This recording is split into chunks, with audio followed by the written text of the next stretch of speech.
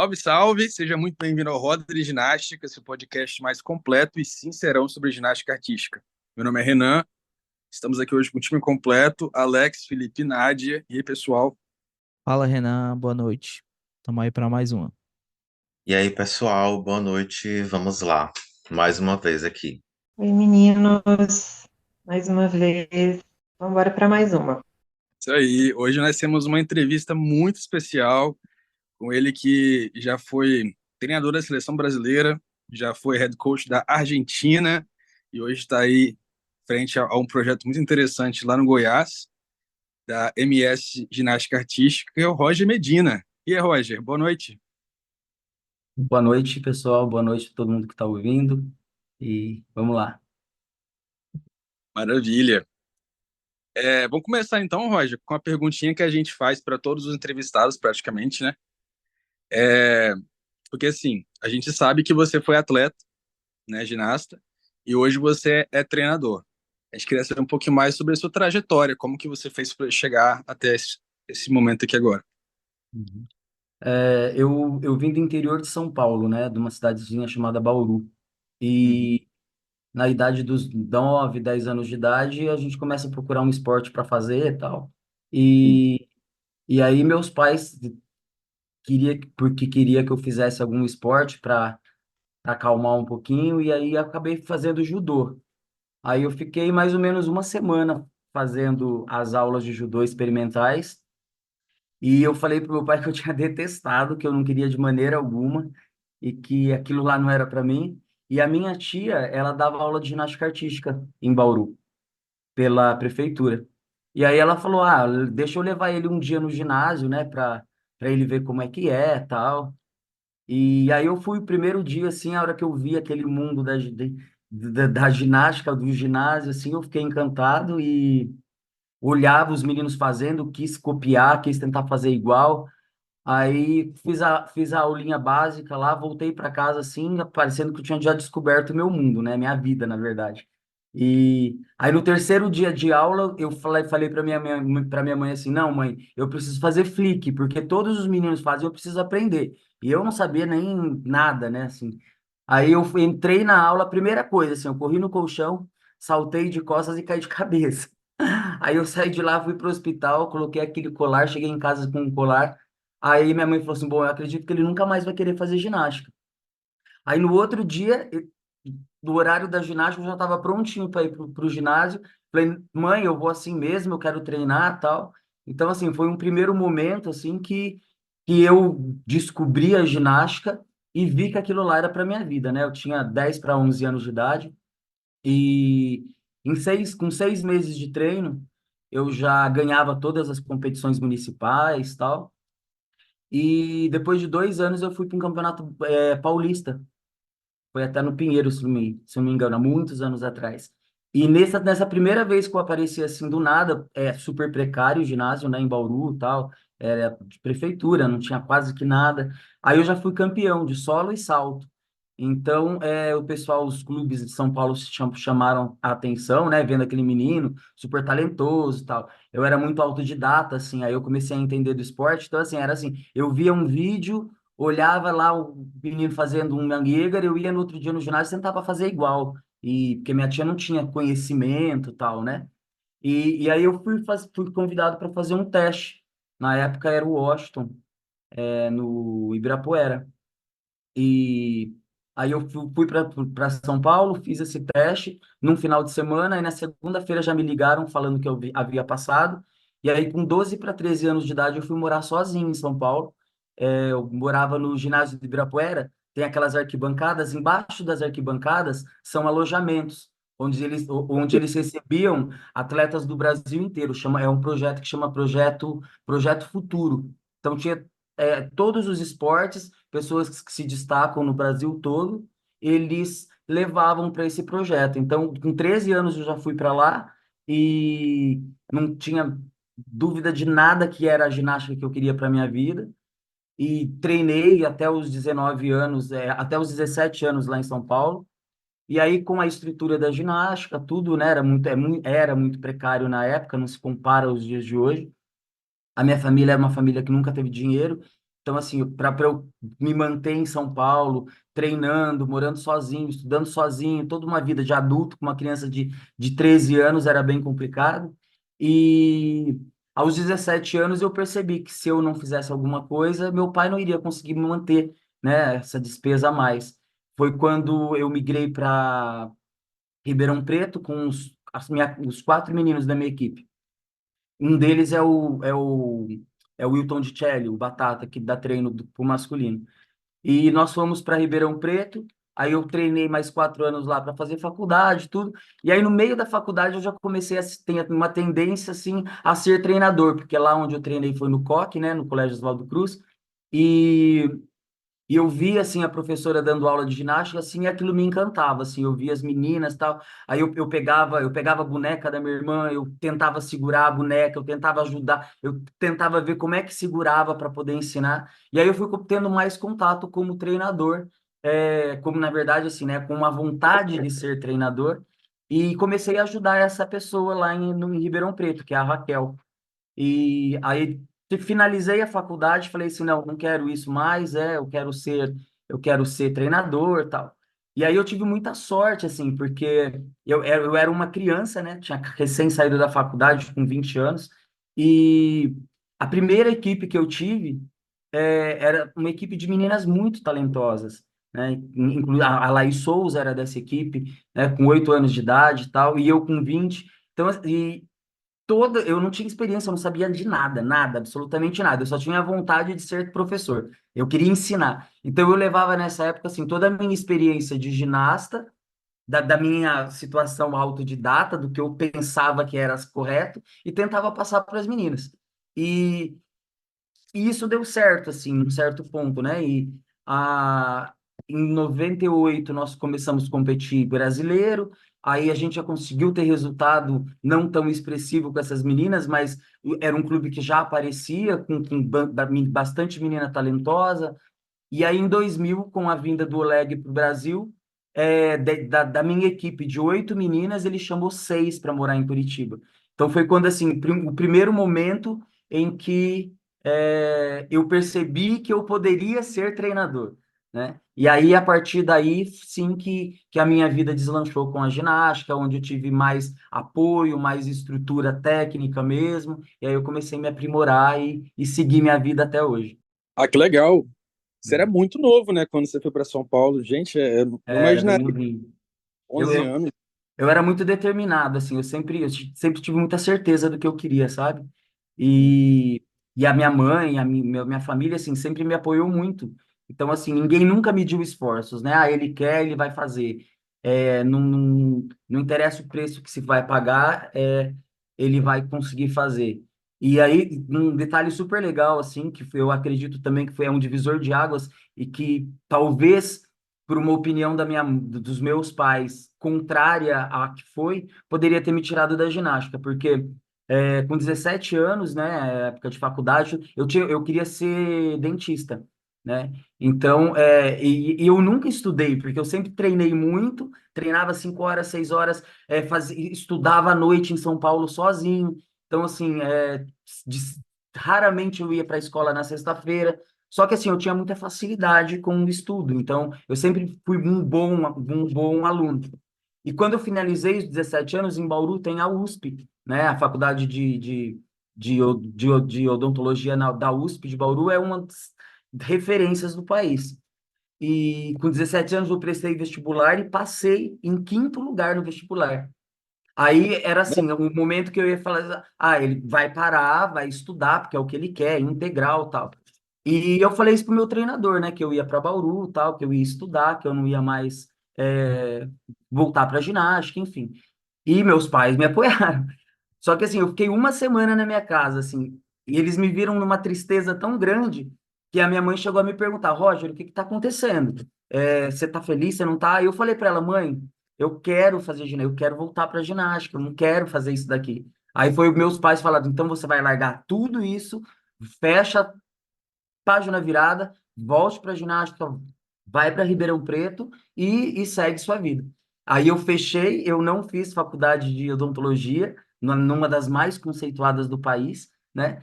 Fui para Ribeirão Preto já com o vestibular de lá, já tinha sido passado dos meninos que estavam na minha equipe. Aí eu prestei vestibular de educação física numa universidade paga, que era num município fora de Ribeirão. Aí fiquei uma semana nesse município, transferi para Ribeirão Preto e aí eu segui minha vida. Mas foi um divisor de águas muito importante, assim, né? Que é, se a gente pensa racionalmente na situação, talvez o meu caminho com a ginástica poderia ter sido interferido ali. Mas graças a Deus sempre tive um apoio familiar muito bom. Família é muito importante, né? É, Muito sem importante. dúvida nenhuma. Roger, uma de suas grandes revelações, né? Você já acabou falando sobre ela, foi a Laís Souza. Ela que chegou a competir 2 Olimpíadas pelo Brasil, quase 3, né? Porque ela também estava presente no ciclo de Londres. Como que foi o trabalho com ela, né? E a Laís também, né, ela melhorou muito nas barras depois da lesão em 2006, chegando a conquistar uma medalha no aparelho nos Jogos Pan-Americanos de 2007. Você chegou a trabalhar com ela nessa fase também? Então, esse momento da minha vida foi assim. É um momento que eu tinha essa equipezinha em Ribeirão Preto, né? E eu comecei a dar treino ali com essas meninas e eu vi que elas estavam evoluindo muito. E, infelizmente, a prefeitura, a cidade, não teria como se desenvolver mais. Aí eu peguei e me mudei para São Caetano do Sul, eu, com 23 anos na época, com mais 6 meninas, e os pais falaram assim: vamos todos juntos, vamos embora. Então, era a Laís Souza, a Thaís Mois, que também foi para a seleção e chegou quase a ganhar uma vaga olímpica. Marcela Yamacita, que era uma mesticinha, que era uma das meninas, ao meu ver, hoje, é uma das meninas mais talentosas que o país teve. Só que, infelizmente, ela não chegou no altíssimo rendimento. Então, quando eu levei essas meninas para São Caetano do Sul, é, foi exatamente o momento em que o Oleg estava vindo para o Brasil e eles iriam fazer o projeto da seleção permanente. Foi finalzinho de 99, início de 2000. Então, eu falei assim, bom, essas meninas precisam fazer esse teste, precisam ir, eu não sei como é que vai ser, falei para as mães, mas como elas já saíram de casa, todas novinhas, a Leis tinha 10 anos na época, 11 anos, como elas vão, ou 12 anos, desculpa.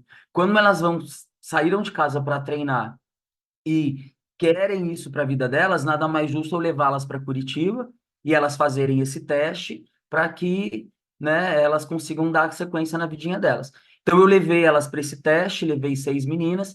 Dessas 6 meninas, 4 passaram, que foi a Laís, a Thaís, a Marcela, e era a Nayana Borg, uma outra menininha. E assim, tudo que eu trabalhei com essas meninas, até esse momento, eu confesso que eram de experiências minhas como atleta. Eu não sabia nada, eu só queria ensinar. E talvez por um talento, hoje eu entendo, né, que eu tive uma certa facilidade e tal, eu conseguia passar isso para as meninas e eu consegui fazer. A Laís chegou a ser campeã brasileira infantil, juvenil, primeiro ano, treinando assim comigo. E eu confesso para vocês que não era a maneira correta de se treinar. Né? Então, ela fazia sucarrara, ela fazia largada na paralela, ela saltava, só que tecnicamente falando hoje, era uma técnica suja, era uma técnica errada, e que se eu soubesse que ela, hoje falando isso para vocês, se ela se mantesse treinando daquela maneira, ela não chegaria a 2 Olimpíadas. Então, quando o Oleg viu essas meninas, em 2000, ele falou, essa menina é muito talentosa, mas agora a gente precisa parar tudo e fazer um trabalho, assim, rigorosíssimo de limpeza com ela. Só que as meninas foram para Curitiba e eu continuei em São Caetano do Sul com as outras, eu não fui morar lá. Então, esporadicamente, eu estava indo para Curitiba e voltando nessa época para acompanhar essas meninas, mas eu vivia em São Caetano do Sul. As meninas evoluíram um monte. Nessa época, eu já comecei a implementar um novo sistema de trabalho com as meninas em São Caetano, porque eu já estava tendo um contato direto com essa seleção permanente, que estava sendo pioneira no Brasil, né? Se não me engano, 17 meninas que foram para lá. Então, assim, foi uma mudança de sistema de trabalho, a mudança foi extremamente rigorosa, era tudo aquilo que a gente nunca viu na vida, que a gente nunca fez no nosso país. Mesmo com os resultados bons que o Brasil teve, não se implementava esse sistema de treinamento que foi passado para a gente como o correto. E eu automaticamente já comecei a levar isso para o meu trabalho em São Caetano, e as meninas começaram a se desenvolver bem, começaram a melhorar bastante, e aí foi o momento em que a Laís começou a ter ascensão, porque depois desse tempo de limpeza, ela tinha muita facilidade de fazer as coisas, por ser tão talentosa, ela fazia as ginásticas muito bem. Então foi quando ela começou a ter esses resultados em 2006, chegou às Olimpíadas de 2004, depois de 2006 começou a despontar mais, né? Então eu devo muito esse momento da minha vida a esse suporte extremamente importante que foi da Seleção Brasileira Permanente. Eu tenho certeza que se elas estivessem comigo nessa época, ela não teria chego aos resultados e ao nível técnico que ela chegou sendo trabalhada pelo Oleg, que fez várias campeãs olímpicas, né? Uma perguntinha que a gente nem colocou aqui, mas já que você tocou no assunto de seleção permanente, a gente vê que hoje em dia tem uma opinião muito dividida, né, com relação a quem defende e quem não defende a seleção permanente. Por um lado, a gente tem toda essa questão de ganho de nível técnico, as meninas estão ali convivendo juntas, uma concentração, mas por outro lado também tem toda a questão de logística, você tem que levar um monte de menina muito nova para um lugar, tem que arrumar casa para todo mundo. Como que você enxerga assim essa ideia de seleção permanente? Assim, eu costumo falar isso nos meus cursos, tal, né? O que acontece? Nós temos que, assim, entender essa história, né? É, no momento que ocorreu, eu acredito que deveria ter sido feito dessa maneira. Deveria ocorrer. Por que isso? Porque a gente não tinha nada.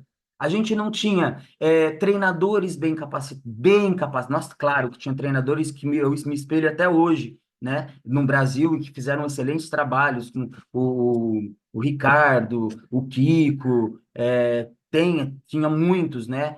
O Figueiredo, que trabalhava no Flamengo com a Georgette. Então, essas pessoas elas trabalhavam muito, só que assim eram trabalhos independentes que ocorriam no país.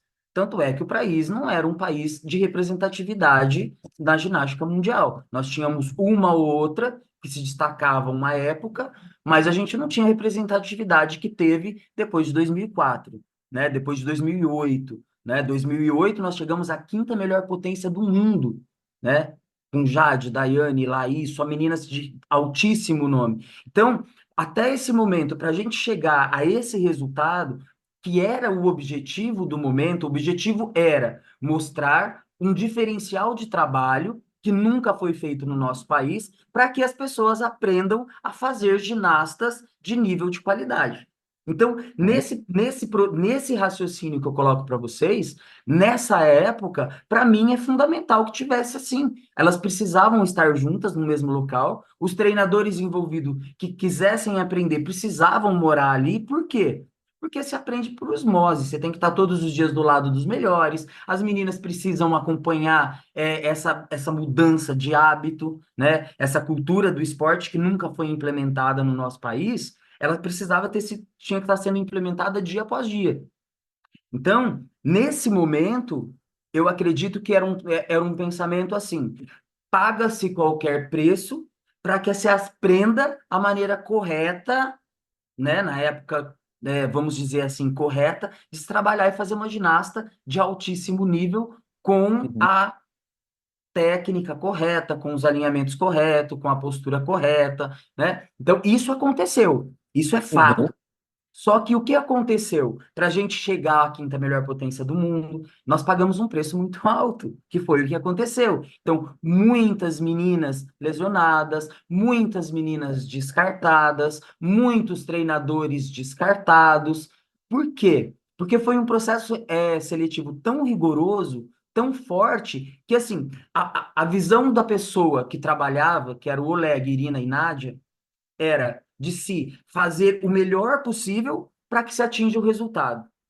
E Uhum. isso é mais ou menos que um pensamento assim de doa-se a quem doer, né? Então, quem quer pagar esse preço esteja, paga-se o preço. Ó, essa lesão do meu ombro. Eu entrava às 7 horas da manhã nessa época no ginásio, saía 9 horas da noite. Eu segurava 30 meninas o dia inteiro. Eu segurava mais de 800 lançamentos em um dia, mais de 800 flexões em um dia. Só que eu era moleque, eu que tinha sede de aprender, eu acreditava que aquilo lá era só a verdade absoluta. Então, eu pagava o preço, porque eu queria aprender, né? De 2003, que eu fui para Curitiba, a 2013, eu viajei o mundo, eu aprendi tudo da ginástica, porque eu paguei esse preço. E eu não me arrependo. Então, voltando à questão, sim, neste momento, eu acreditava, e muita gente no nosso país acreditava que a seleção permanente era a única solução. Porém, teve vários danos físicos, psicológicos em ginastas, em treinadores, quebrou-se vários clubes no país. Por quê? Porque as meninas eram obrigadas a treinar em Curitiba, e essas meninas eram as que defendiam o clube. E o treinador que era convocado para estar lá, quem pagava ele era o clube. Então, era uma faca de dois gumes, mas a visão deles era: quem quer tem que ser dessa maneira, quem não quer que não esteja. E dentro dessa visão que eu coloquei para vocês, nós chegamos à quinta melhor potência do mundo. Nós chegamos até 2008 com muitas medalhas em mundial.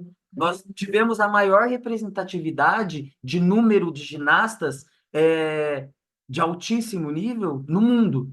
Ok, fechou esse ciclo. Dentro desse processo todo até 2008, foi formado muitos treinadores brasileiros que queriam trabalhar dessa maneira, que queriam fazer isso.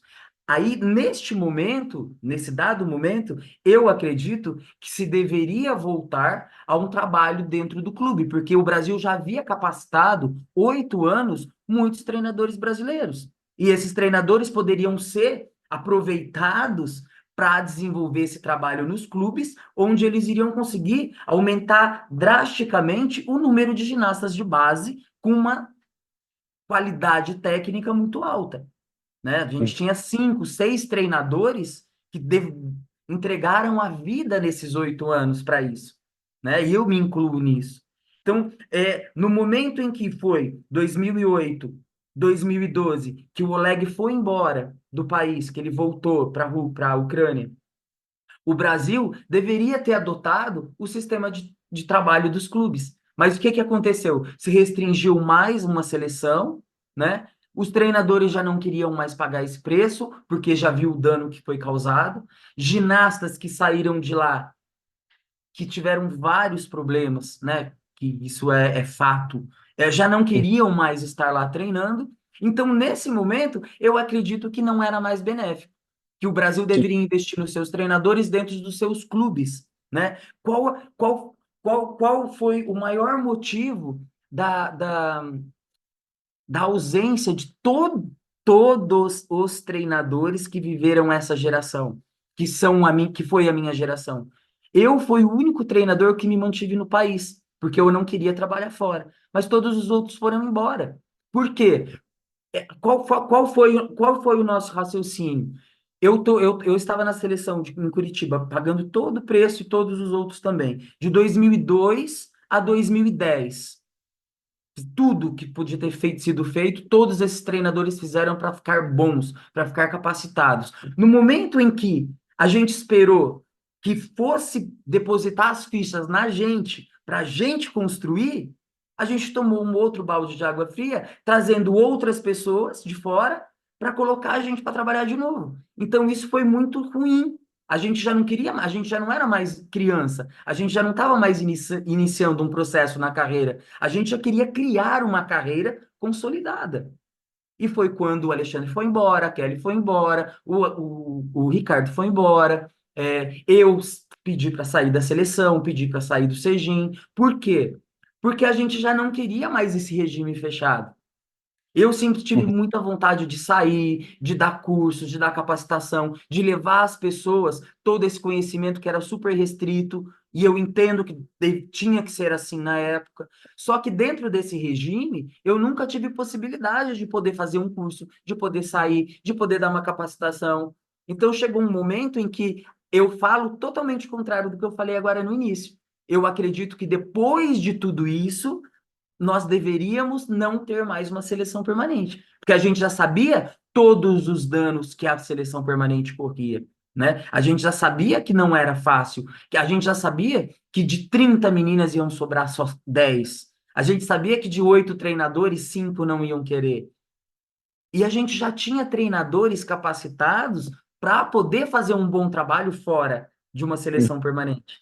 Então, eu acredito que faltou nesse momento, talvez, uma boa estruturação que pudesse enxergar tudo isso. Porque o que ninguém entendeu foi, investiram-se tanto na gente, porque investiu, como eu falei para vocês, de 2003 a 2012, 2011, eu conheci o mundo, eu viajava 11 vezes para o exterior em menos de 6 meses, de tanta competição que eu ia com essas meninas. Então, isso me trouxe uma bagagem muito grande, era uma experiência muito grande. Eu cheguei a viajar sozinho, com Daiane Laís e Camila Comim, com Daiane Jade não sei quem. Pô, as melhores meninas do nosso país. Então, se o Oleg, que era um bom treinador, me dava essa função, acredito eu que ele via potencial. E assim foi com o Ricardo, assim foi com o Alexandre, assim foi com vários treinadores da seleção. Então, por que não, num dado momento, a gente montar uma estrutura importante em São Paulo, outra no Rio, outra no Rio Grande do Sul, outra no Nordeste, e pegar esses treinadores que foram muito bem capacitados e distribuir para fazer um bom trabalho em todos os locais. Que sou eu ou outro qualquer. Se eu vou para São Paulo, dentro de um centro de treinamento, e desenvolvo um bom trabalho lá dentro, eu vou estar construindo mais 10 treinadores, que é o meu projeto aqui em Goiânia. Em menos de 3 anos, eu tenho 17 pessoas sendo comandadas por mim, sendo que 8 já têm condições de entrar no Campeonato Brasileiro. 3 anos de trabalho. E o Brasil é escasso de treinadores. Então, faltou, na verdade, uma política que valorizasse ou acreditasse mais que nós, treinadores brasileiros, íamos ser capazes de seguir adiante um trabalho maravilhoso, ensinado pelo Oleg, pela Irina, pela Nádia, enfim, isso é indiscutível. O talento, a qualidade técnica, a percepção desses treinadores, desses três, é indiscutível, porque eles ensinaram a gente. Mas chegou um momento em que a gente deveria aplicar tudo isso e não ocorreu. Então, no início, a seleção permanente, para mim, sim, teria que acontecer, para eles provarem para a gente que realmente aquele trabalho dava certo. Porém, depois disso, deveria se destrinchar e aumentar, levar todo esse conhecimento para um país inteiro, que eu tenho certeza que a gente estaria muito melhor hoje com qualidade em todos os locais do que essa centralização em 2 clubes no país. Por que que ocorre isso? Por que que ocorre isso no nosso país? Por quê? Porque os treinadores que estavam naquele momento dentro daquele local são desses clubes, com exceção de mim, que saiu, o Alexandre e a Kelly foram embora, e o conhecimento não foi disseminado no país. Então, como é que se vai formar bons atletas, boas ginastas, bons profissionais, sendo que eles não têm acesso a tudo isso? Agora, qual é também a importância disso para o país? Também tem que ver isso, que a gente precisa pensar que tudo gera em torno de interesses, né? Qual é o interesse no ciclo olímpico 2012-2016, que foi drástico, que foi um horror, né? Era trabalhar aquelas meninas que tinham para tentar classificar. Foi feito um trabalho excepcional porque tiraram leite de pedra e foi feito. Qual foi o objetivo? 2016, 2020, trazendo o Liu Qing, né? Fazer a Rebeca ter sido campeã. Sem pensar em mais nada, queremos estruturar uma outra visão de ginástica, uma outra visão mais ampla, algo mais moderno, algo que é inovador, papapá. Trouxe a pessoa. O que é que aconteceu? Nós não vivemos nos Estados Unidos. Nós, brasileiros, sabemos da nossa cultura, nós sabemos dos nossos déficits, nós sabemos até onde a gente pode chegar com a nossa cultura. Não é como os Estados Unidos. O que aconteceu com uma geração de ginastas formada? Quantas sobraram? Como que eles chegaram no Pan-Americano? Como que eles chegaram no Mundial? Por quê? Porque as meninas não podiam? Porque os treinadores brasileiros eram incapazes? Não. Os brasileiros estavam à frente? O masculino não só tinha brasileiro? Onde que o masculino chegou? O Brasil investiu nos treinadores masculinos. Vamos dar crédito a eles, vamos ver até onde eles podem chegar. Faltou isso com o Alexandre, faltou isso com o Ricardo, faltou isso comigo, faltou isso com a Kelly. Esse quarteto que eu falei para vocês aqui, a gente ia longe, a gente era tão unido, que, não tinha tempo quente para a gente não está falando de dinheiro, a gente está falando de oportunidade de mostrar aquilo que eles mesmos ensinaram para a gente. E nós não tivemos essa oportunidade, por isso eles foram embora. Por isso, tanto treinador brasileiro sai e vai embora, tanto treinador talentoso, né? Então, hoje nós não temos seleção permanente, mas vocês concordam comigo que é um monopólio? São poucos clubes que mantêm as ginastas que estão na E seleção sempre, principal. e sempre vai ser dessa maneira, porque o acesso aos outros não chega. E é muito difícil. É muito difícil. Hoje eu vivo uma outra realidade, que talvez vocês devem falar mais para frente, né? Daqui da MS, de Goiânia, tal, enfim. Mas se tem estrutura, se tem dinheiro, se tem uma equipe multidisciplinar suficiente, a gente faz ginástica em qualquer lugar, porque o conhecimento da gente foi desenvolvido através de anos de dedicação de uma vida, né? Então, é mais ou menos isso a pergunta, o que vocês me perguntaram, assim, no início, até 2008, sim, eu acho que deveria ter, e depois eu acredito que eles podiam usar uma política mais inteligente, potencializando as pessoas que estão aqui, para que a gente não cometesse as falhas que tiveram de uma seleção permanente, que a gente não tem que esconder, e eu vejo também, não é saudável, não é legal, né? É uma exclusão muito grande, meninas muito novas morando fora da família, treinando muito forte muito cedo. Hoje a gente consegue perceber que a gente pode fazer o mesmo trabalho de qualidade sem precisar passar por todos os processos que essa equipe protocolo da seleção permanente passou. Perfeito, Roger. Em 2015 você saiu do Grêmio Barueri e foi pro Sergipe, né? E como ocorreu essa troca? E a gente queria também saber se você levou alguma das suas ginastas que treinavam com você lá nesse período. Vamos lá. Então, essa época do Barueri foi assim, meados de 2012, né? O Oleg deixou Curitiba, foi embora, tal, voltou para a Ucrânia, e eu me vi assim numa situação de que era o momento de eu tentar implementar o meu trabalho fora do Sejim, né? Um momento de eu tentar, como se fosse tentar andar com as próprias pernas e ter mais autonomia do meu trabalho, visto que em todo esse tempo a gente aprende, a gente filtra também, né? Eu já tinha discernimento suficiente para saber o que naquele momento tudo aquilo que eu aprendi era bom e o que era ruim. Só que como eu estava dentro de um local onde eu não tinha autonomia de modificar as coisas, foi o momento de que, bom, o meu professor, o meu mestre foi embora e eu vou também para tentar desenvolver um bom trabalho, né? Então, foi quando eu fui para Barueri, lá é um ginásio super bem equipado, excelente. Até no primeiro momento, a prefeitura, era um projeto de prefeitura, né? A prefeitura super apoiou, falou que queria desenvolver um bom trabalho, a política atual do município e tal. Então, assim, eu fui com tudo, na verdade, né? A gente iniciou o projeto em Barueri, e em 2 anos e meio, eu já fui para o Campeonato Brasileiro Infantil e Juvenil e ganhei do Flamengo e do Sergipe. Então, em 2 anos, implementando aquilo que eu via de mais importante, filtrando e retirando os excessos que eu vi dentro desse processo na seleção, eu provei para mim mesmo que essa forma de se trabalhar daria certo, porque ganhar do Sejin e ganhar do Flamengo num local onde, né, Com- não tinha história, é, é algo relevante. E dentro dessas meninas que foram construídas, tinham muitas meninas talentosas. E essas meninas tinham total potencial para chegar aos Jogos Olímpicos. Eram mais 6 anos de trabalho total, né? Então, o projeto era formar essas meninas em Barueri e fazer acontecer. Só que a gente dependia de política.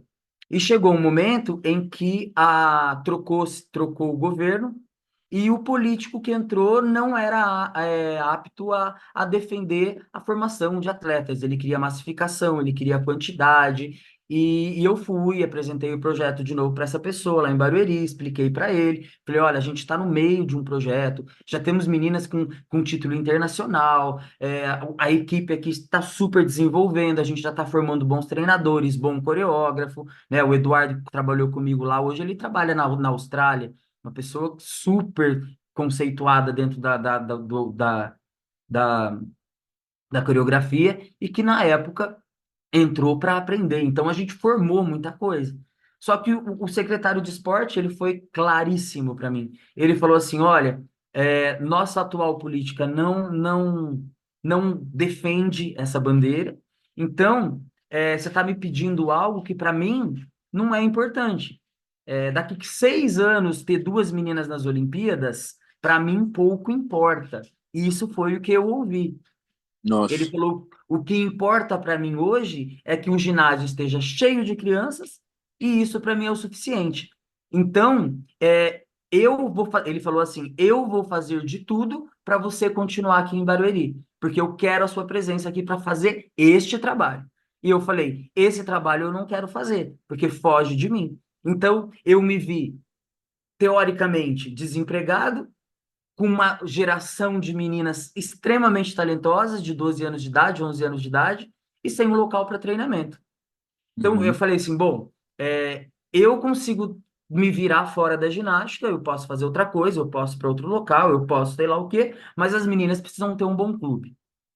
Onde eu me criei, onde foi a minha escola, onde eu defendo até hoje que é uma linha impecável de se trabalhar e que eu admiro demais, que eu acho lindíssimo, é o Cegim, sem sombra de dúvidas.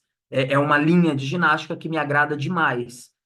O que eu fiz? Eu falei para fiz uma reunião com todos os pais dessas meninas e falei para eles: olha só, aconteceu isso em Barueri, vai acabar o projeto, nós não vamos. E lá eu tinha todo um esquema armado. Então, as meninas tinham a van para buscar as meninas, elas estudavam, já treinavam 2 períodos, e isso tudo ia acabar. Então, eu não iria continuar ali, não ia ter como. Eu falei assim: e eu acho que o local que vocês devem ir é para Curitiba treinar no Cegim com a Irina.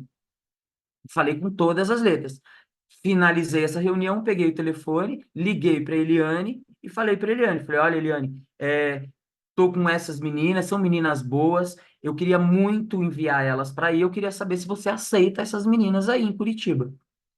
Aí a Eliane falou: eu vou pensar, eu vou conversar com a Irina e tal, e depois eu volto a falar com você.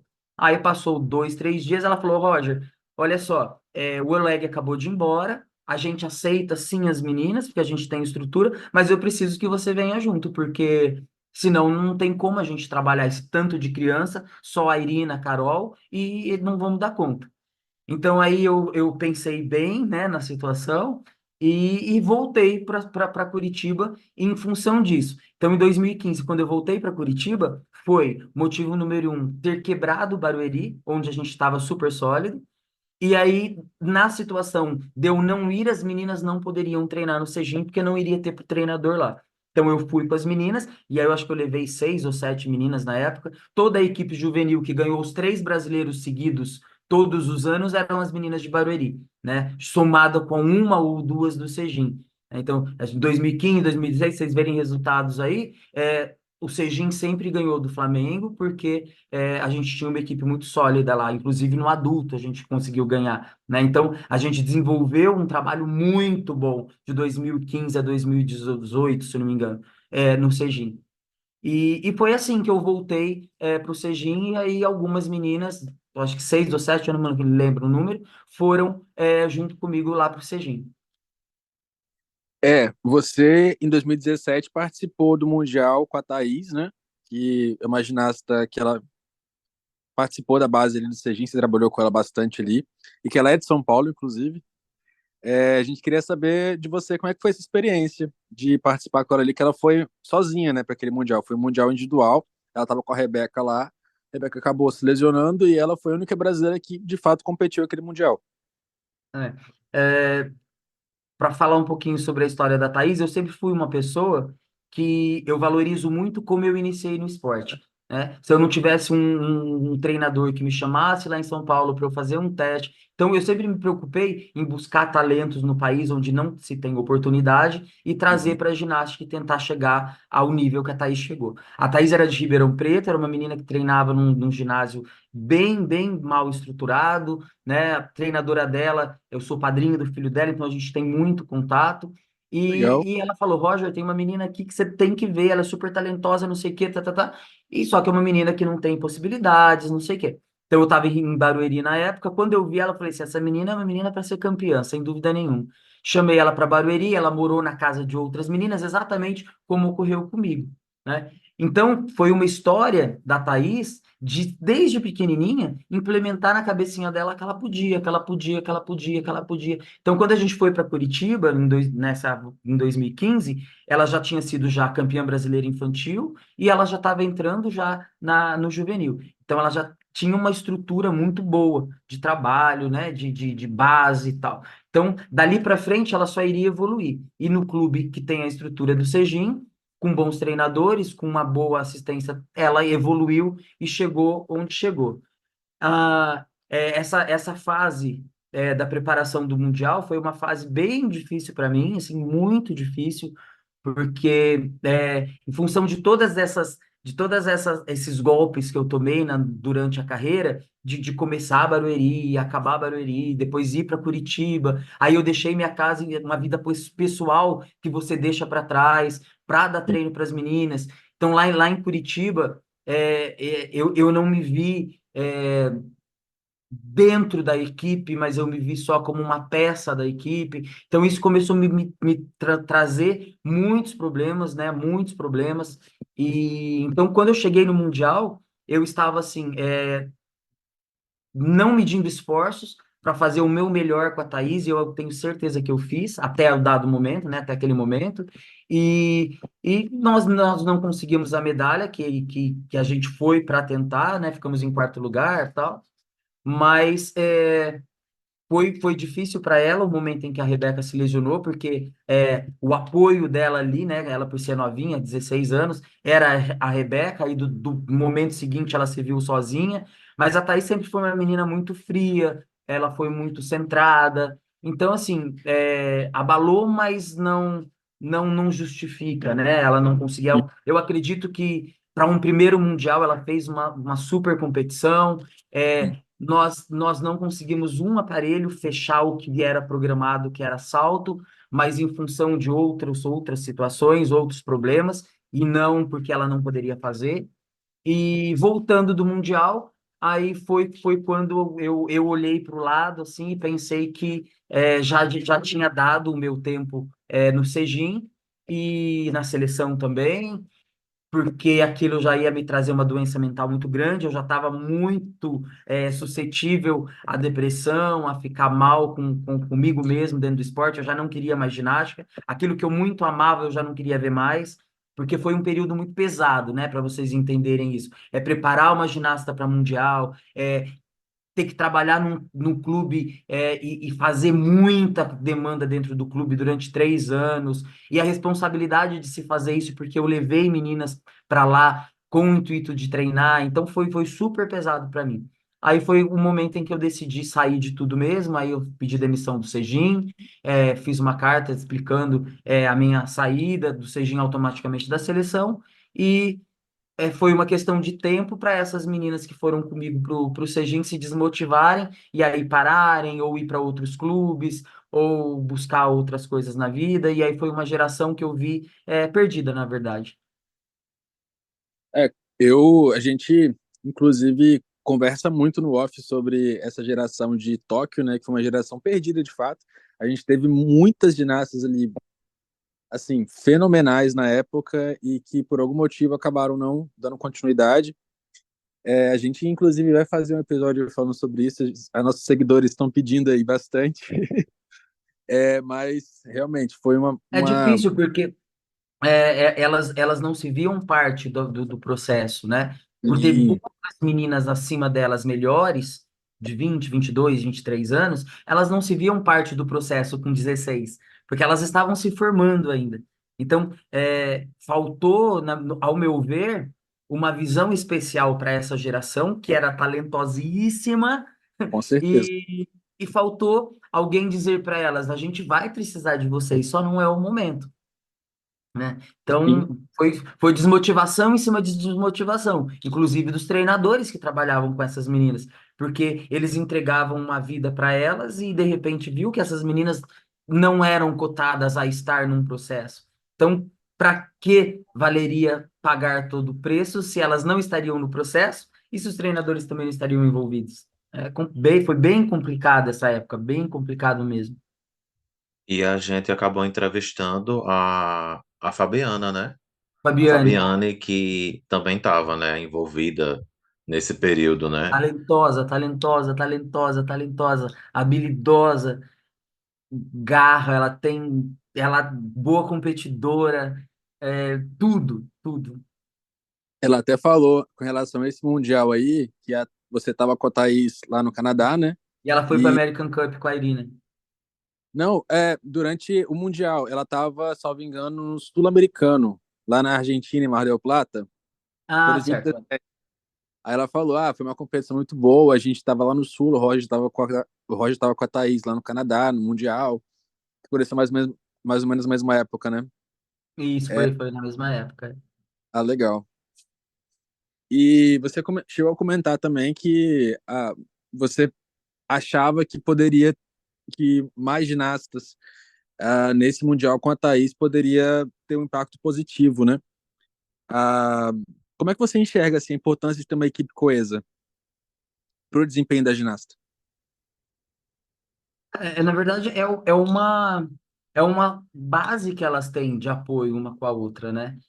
Quando você olha para os lados e se vê parte de algo, é algo que conforta qualquer ser humano, né? Uhum, Então, eu acredito que se uma ginasta iniciante, né? Vamos falar iniciante de um mundial, por exemplo, é uma ginasta que está iniciando essa fase internacional forte, que a gente pensa em promovê-la, né, para anos de ginástica, sem dúvida alguma, é super importante que ela se vê parte de um processo dentro de uma equipe e não se veja sozinha, né?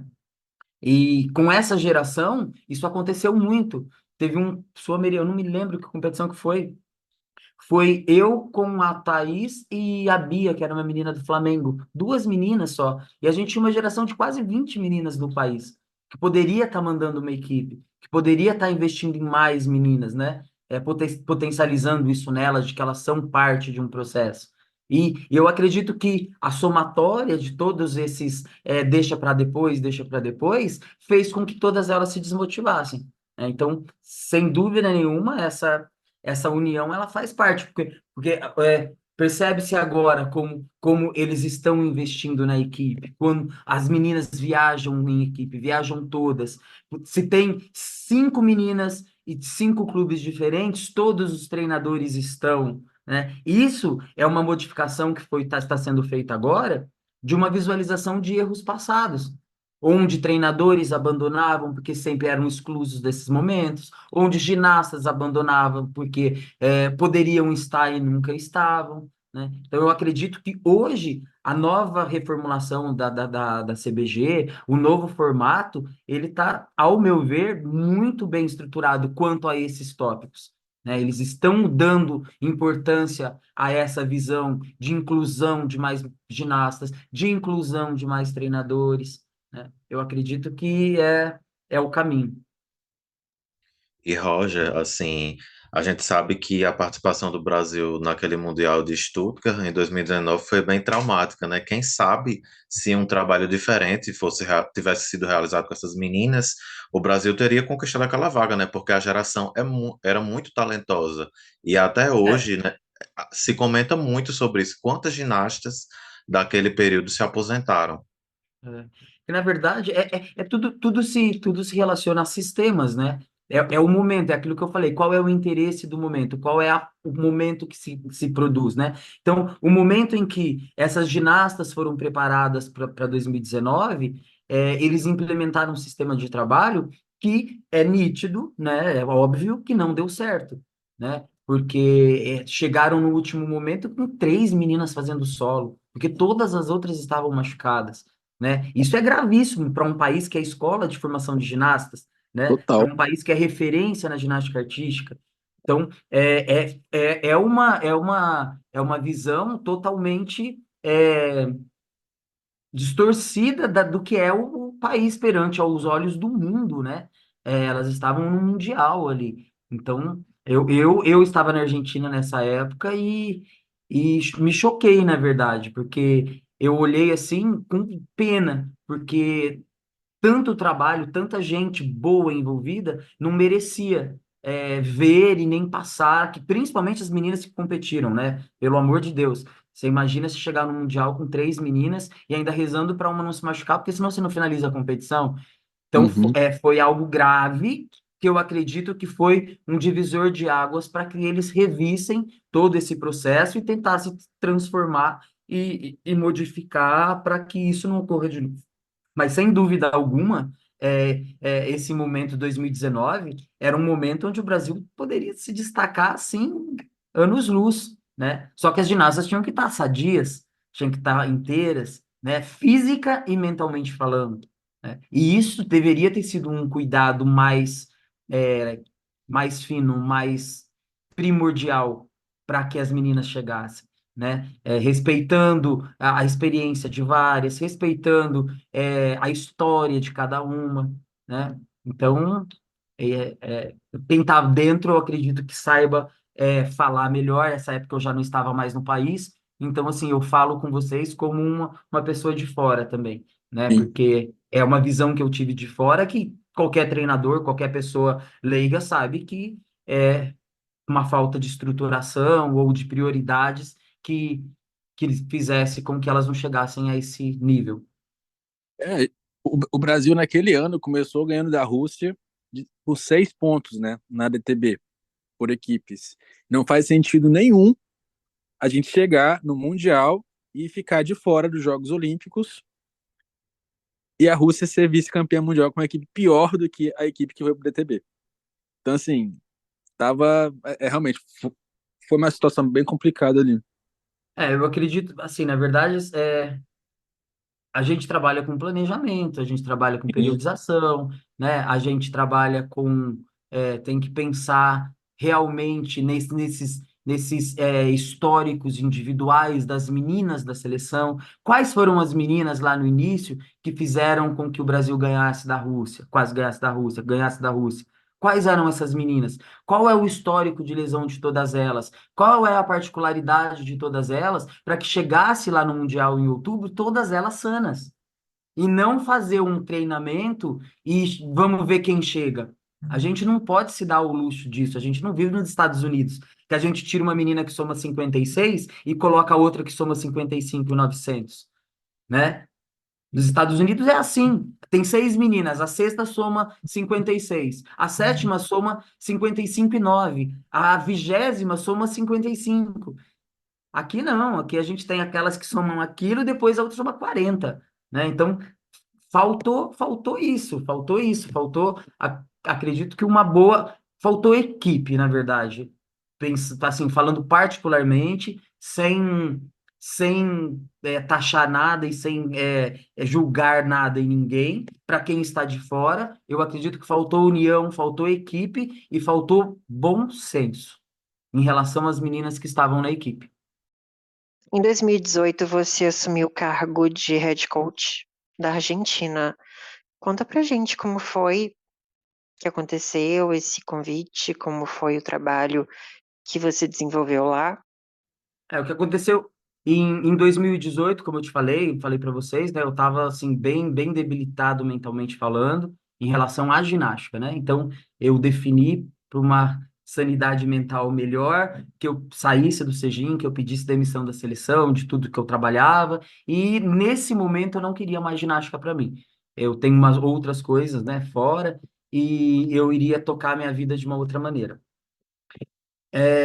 Passou-se 3 meses, o secretário de esporte do comitê da Argentina entrou em contato comigo, dizendo que eles estavam procurando um head coach para a seleção da Argentina e fez uma reunião com todos os treinadores da Argentina envolvidos com ginastas da seleção e pediram para eles darem 3 nomes e o meu nome estava no meio desses 3 para fazer uma eleição e votação para quem vencesse. Mas ele queria me antecipar de que ele já sabia que provavelmente eu ia ser o escolhido e queria saber como é que eu via essa situação de aceitar ou não. Confesso para vocês, devido ao meu estado emocional na época, eu recusei na hora, gente, na hora. Eu falei que eu não queria mais trabalhar com ginástica, tal, e agradecia um monte, mas que eu iria sair da ginástica realmente. Aí passou uns 2 dias, ele me ligou de novo, falando, ó, realmente foi escolhido, eu queria que você pensasse melhor e a gente conversa. Ok. Aí eu passei, conversei com alguns amigos, conversei com umas pessoas que eu considero na minha vida, e essas pessoas me abriram os olhos, falaram, Roger, é a sua vida, é um momento de você se desvincular daqui, mostrar o seu trabalho fora, mesmo que você não esteja tão bem, eu acredito que você tem que enfrentar isso e aceitar, tal. Então, parece que foi assim uma injeção de ânimo para mim. Eu depois dessa conversa com esses meus amigos, eu entrei em contato com a pessoa responsável na Argentina e falei que eu aceitaria sim. E aí a gente começou a tramitar todo o processo. Então no início, aí eu trabalhei à distância, né? Então a gente montava assim, pelo menos uma vez a cada 2 meses eu ia para a Argentina, ficar 10 dias, aí eu montava toda a planificação do mês, todos os processos que tinham que ser trabalhados, todas as mudanças de sistema, tudo que eu vivi aqui no Brasil, de mudanças, eu tentei passar para eles e tentei passar a importância dessa mudança e que com certeza viriam bons frutos, porque quando a gente muda a visão de trabalho, a gente consegue atingir os nossos objetivos, né? Desde que se trabalhe para isso. Então a gente começou assim e os treinadores foi muito difícil assim, porque é, é uma realidade de todos os países, né? Inclusive o nosso. Treinadores mais jovens, eles cedem mais às mudanças, né? Porque eles não estão 100% formados. Treinadores mais velhos, eles tendem a questionar mais, eles tendem a ser retrógrados e não abrir a mente para o novo, e não querer mudar, não querer sair da zona de conforto, né? É difícil uma pessoa que já está acomodada na zona de conforto, bem, querer mudar as coisas e correr risco de perder o posto. Isso é muito complicado. E eu sofri bastante nisso no início, lá, mas foi uma guerra vencida e a gente trabalhou muito, muito, e nós chegamos no Pan-Americano perdendo só de 2 pontos do Brasil. Pan-Americano passado, a Argentina tinha ficado em 8º lugar, e depois de 2 anos trabalhando comigo, a Argentina ficou em quarto, 2 pontos atrás do Brasil. Então, após esse resultado, eles viram que realmente isso faria a diferença, e eu já estava quase pronto a me mudar para a Argentina, para a gente trabalhar essa nova geração para Tóquio, porque a gente ia ter uma equipe muito boa. Foi uma geração que ficou 2 anos fazendo esses trabalhos de base nosso, que mudou a ginástica da Argentina, mudou o estilo, mudou os processos. Então se via uma ginástica limpa, se via uma ginástica técnica, artisticamente falando, algo plástico, algo leve, algo que encantava os olhos dos árbitros, que é o mais importante. Então nós conseguimos fazer esse câmbio. E vendo uma geração de meninas subindo, que eu sabia que se trabalhasse dessa maneira até então, a gente poderia ter uma equipe de ponta na Argentina, eu quase que me propus a ir para a Argentina. Só que nesse momento onde elas cresceram muito, teve muita troca, muito câmbio de meninas dentro da equipe principal.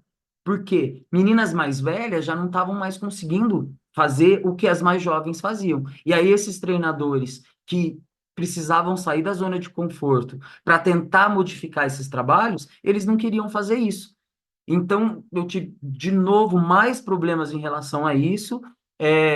começou a me desgastar demais, porque parecia que eu estava lá querendo provar algo e realmente não era esse o intuito, né? Foi o momento em que eu pensei, falei, ó, eu tô aqui para querer ajudar a ginástica do país crescer, né? Então essas pessoas que não enxergam, se elas não querem isso, eu prefiro eu que sou brasileiro ir embora e sair, a deixar conflito e viver uma vida estressante lá fora, que não é o meu objetivo.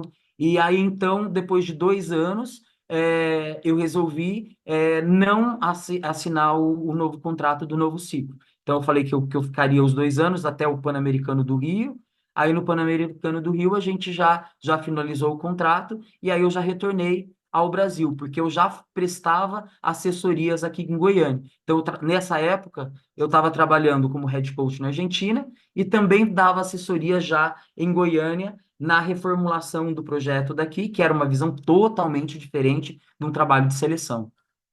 A Argentina, comparada ao que era antes de você assumir como head coach, é outra, né? É uma ginástica muito polida, é uma ginástica que eu gosto muito de acompanhar. É uma ginástica bonita, uma paralela que é melhor do que a nossa, tirando a Rebeca. Enfim, é outra história. E você ministrou muitos cursos, né? Pelo país, foi um sistema muito, muito diferente mesmo. Sabe, E Nádia, lá eu encontrei muitos treinadores jovens que queriam pagar o preço para se fazer essa mudança. Então, eles trabalhavam com as meninas na época, que era o último ano de infantil e primeiro de juvenil, que são as meninas que estão agora aí à frente da seleção.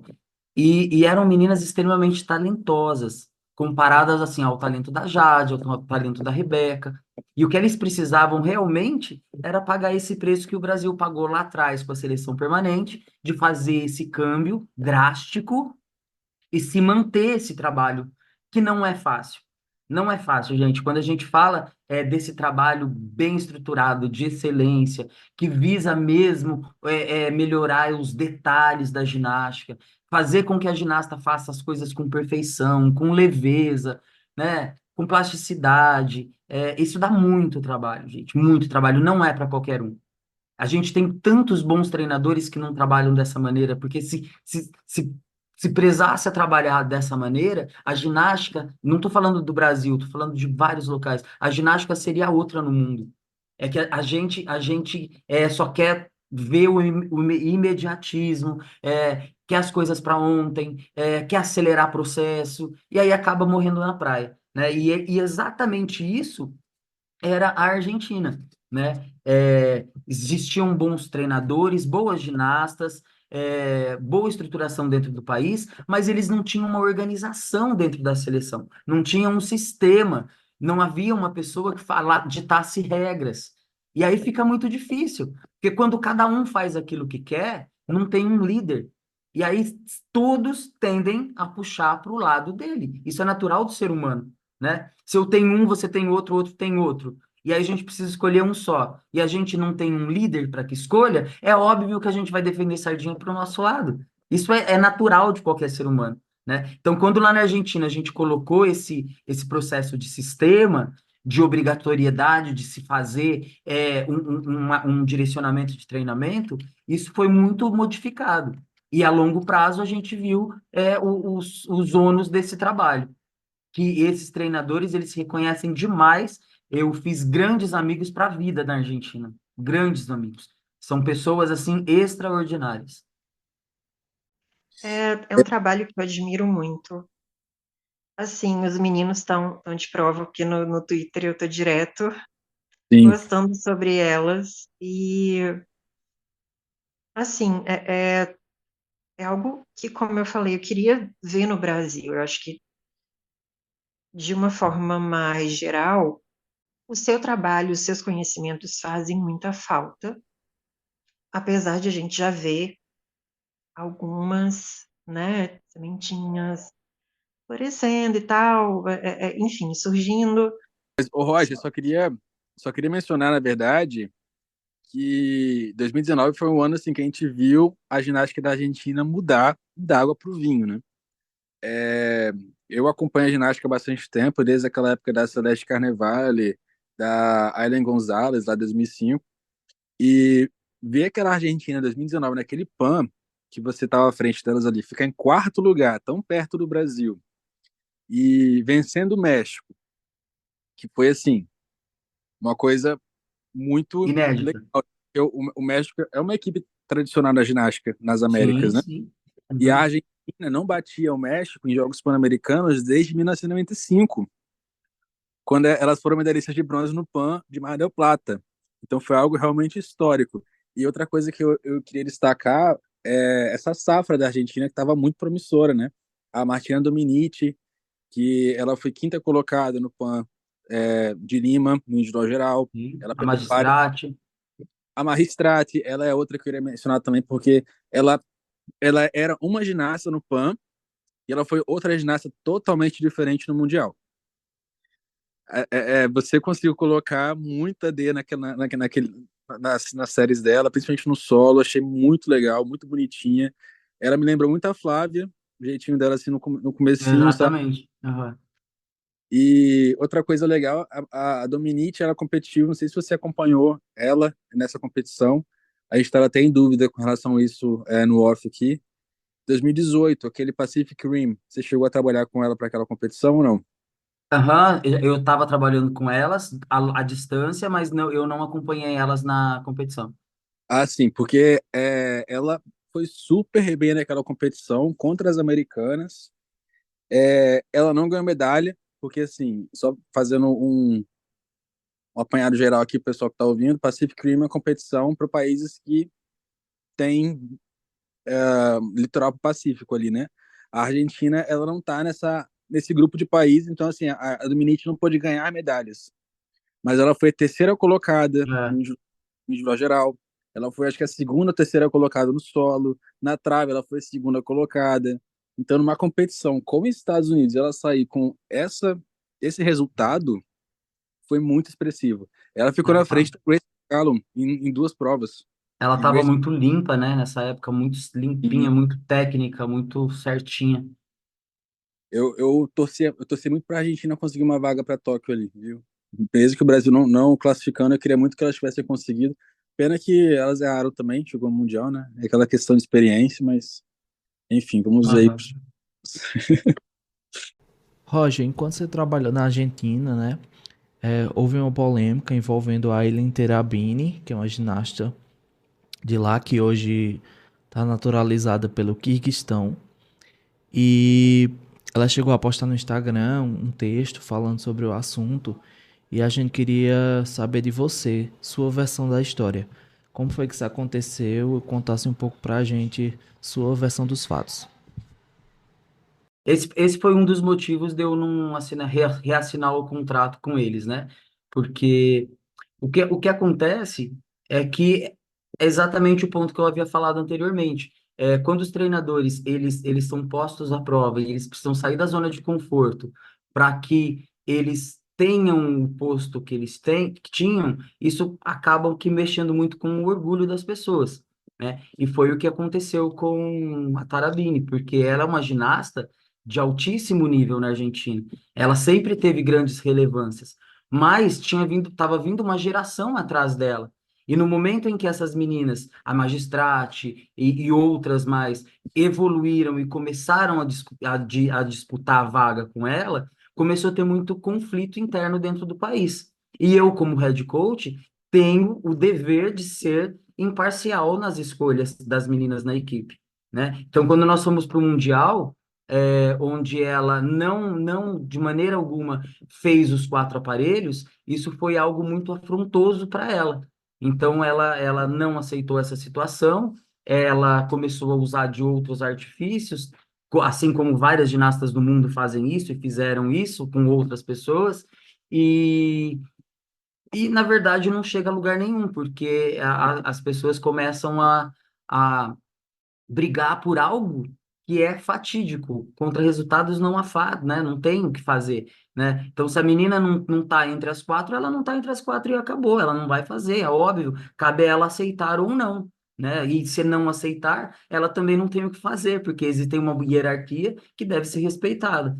E isso que aconteceu. Então, ela usou de outros artifícios, ela fez denúncia contra várias situações, até contra preconceito por ser mulher. Imagina, eu trabalho com mulher desde que eu nasci, né? E não tem cabimento tudo isso. Né? Então, assim, foi um momento bem difícil, porque a gente acaba se chateando, né, de estar dentro de uma situação dessa, com um trabalho lindo que foi feito no país, com os resultados que tiveram, e por uma frustração pessoal e por um orgulho barato do treinador, eles colocarem a gente à prova dessa maneira. Eu acredito que foi um ponto de eu colocar a minha integridade como técnico e treinador à prova, né? Então eu falei assim, isso não serve para mim. Eu prefiro não ficar brigando em respeito a isso do que ter um problema sério pro resto da minha vida. Então eu saio e vocês sigam a vida e boa sorte, porque não fui eu que pedi para estar, né? Eu fui votado para estar, então é diferente a situação, né? E foi provado os resultados, né? Que todo mundo viu. Então foi algo muito muito ruim, mas que a Confederação Argentina, os próprios treinadores, todos, né? Sabendo já do histórico dessa ginasta, do histórico do treinador, ficaram totalmente contra o posicionamento dela, né? Foi notório isso, né? 20 meninas na seleção, 19 contra esse tipo de coisa, né? A comissão de atletas votando contra ela mesma. Então, uma confederação, que é um órgão super importante, né, visando as situações anteriores dela, que ela já tem um histórico de indisciplina no país, então também ficou contra. Então, foi um momento que chegou e passou, e eu tive um bom respaldo, eu tive um bom apoio, né, das pessoas de lá, tudo, e daqui no Brasil também, né? Eu tive sim que pegar um advogado do esporte, mostrar as coisas, mostrar planejamento, mostrar periodização, mostrar resultados. Então foi muito pesado, né? Foi um desgaste desnecessário para mim. E aí eu cheguei à conclusão que eu não iria continuar com eles para não ter mais esse tipo de conflito, porque eles não tá, essas pessoas, elas não estavam aceitando a situação de perder posto. E quem sou eu para ficar discutindo algo que é real, né? Então, assim, se eu falar para você, essa caneta ela é azul, aí você vai querer discutir comigo que a caneta é verde. Então, não tem cabimento, não tem o porquê ter eu, então, para falar que a caneta é azul, certo? Então, foi mais ou menos isso que aconteceu, mas foi um fato ímpar aí que passou e eu já superei. Com certeza.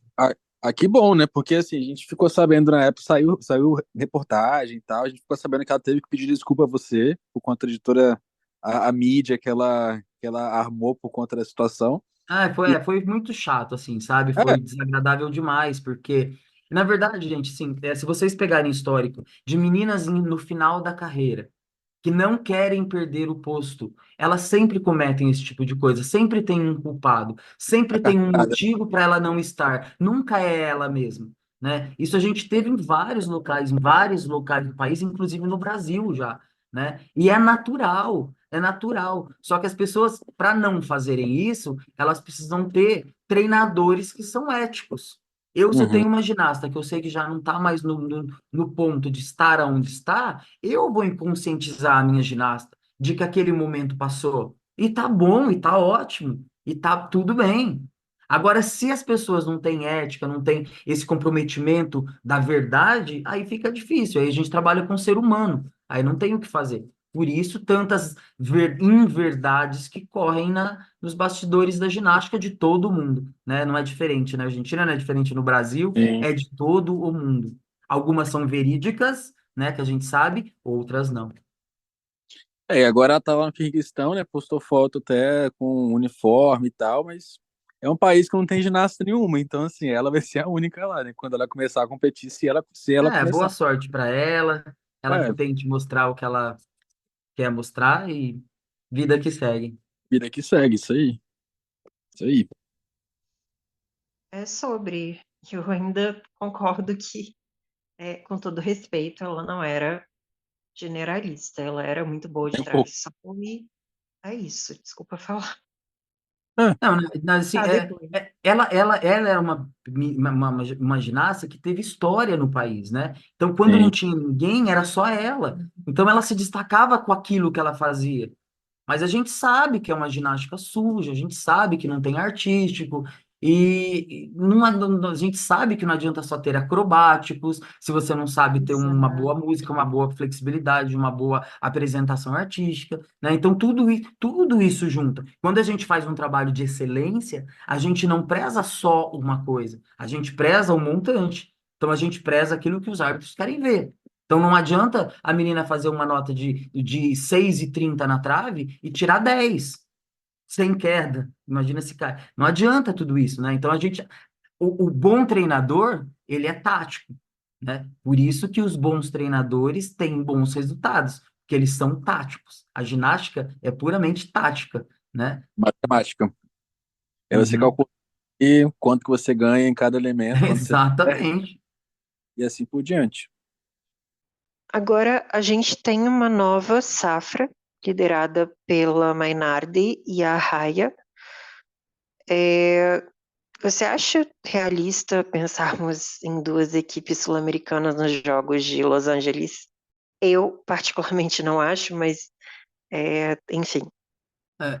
Na verdade, é difícil assim, né? A gente fala, essas duas meninas, a Isabela e a Mia, no tempo que eu trabalhei lá, elas eram juvenis, 14 anos, se não me engano, e sim, muito talentosas, muito boas. E junto com elas tem outras, viu, que ainda não apareceram. Agora, o que a gente não sabe, o que eu não sei, é como é que essas meninas estão treinando hoje, né? Se elas mantêm esse trabalho que foi já implementado, se eles já mudaram o sistema de trabalho no país.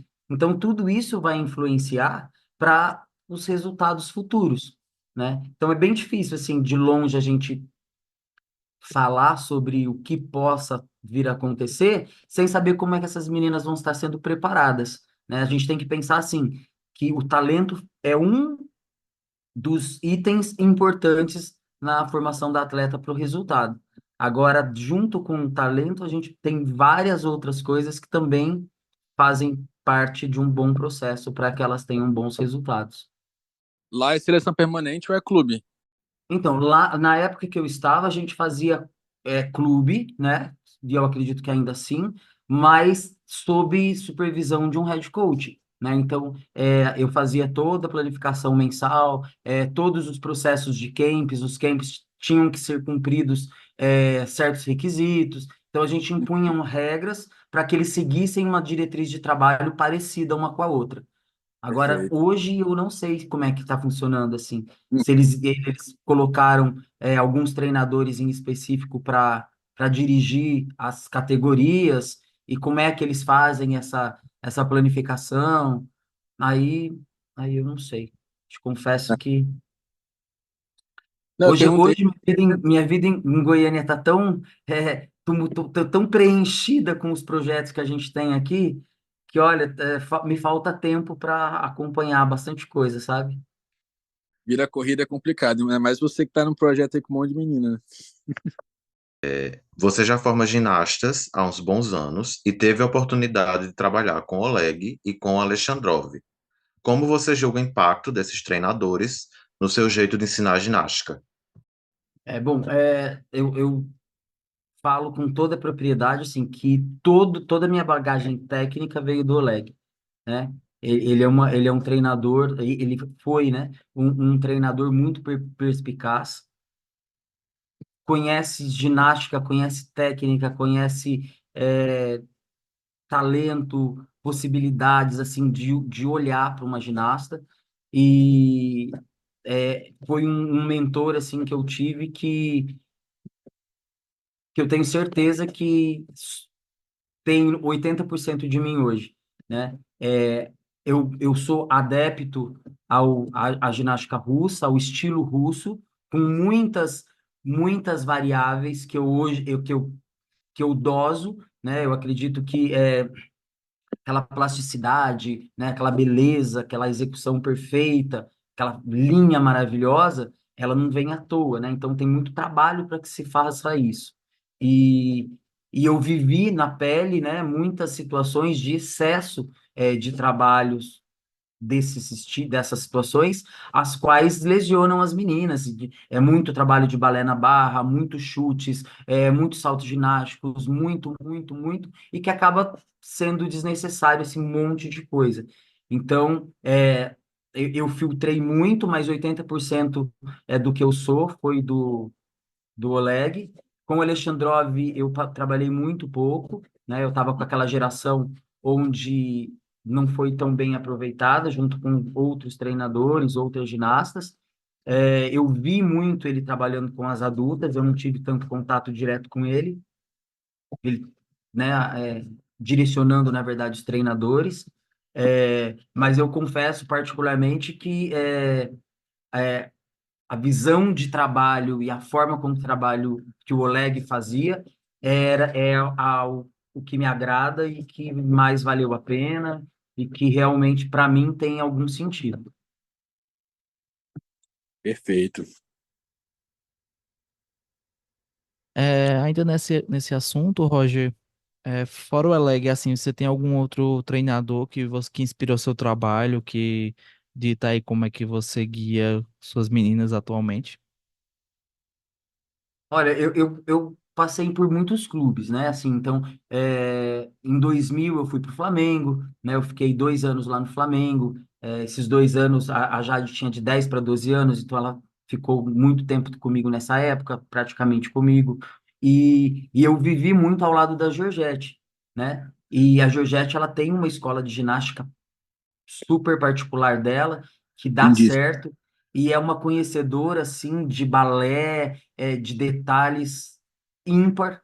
Então, ela também é uma pessoa que eu tenho super referência, assim, gosto da maneira com que ela faz as coisas acontecer, né? É uma pessoa que persistiu a várias rasteiras, né? A vários tombos, e ela volta, ela se levanta, ela forma escola, ela forma ginastas, ela forma campeãs, né? Então eu vivi isso 2 anos do lado dela e tenho muitos itens do trabalho dela, sem dúvida, que, que me preenche. É, do Oleg, da Irina, da Nádia. A Nádia é uma bailarina. Eu gosto muito da ginástica limpa. E para mim não me importa muito o que a ginasta vai fazer, desde que ela seja perfeita naquilo que ela faz. Então eu sou muito Uhum. detalhista nos trabalhos. Eu gosto de algo que agrada aos olhos, né? E isso é a ginástica russa. Então, eles me ensinaram muito e isso eu levo para mim para sempre, assim. É, essa época que eu tive um pouco contato com o Liu Qin também, que eu não conhecia, né? Ele inovou muitas técnicas. Hoje eu trabalho muita coisa que eu escutei dele, que ele me passou, que são situações assim que fazem a diferença.